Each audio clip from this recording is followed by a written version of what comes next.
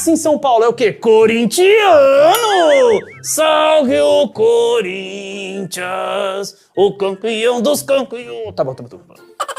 Quem nasce em São Paulo é paulista ou paulistano, depende se nasceu na cidade ou no estado de São Paulo.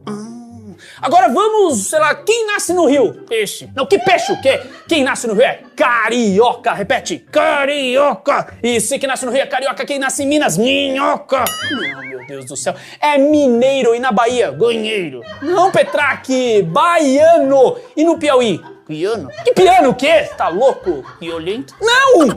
Petraque, quem nasce em Natal? Papai Noel.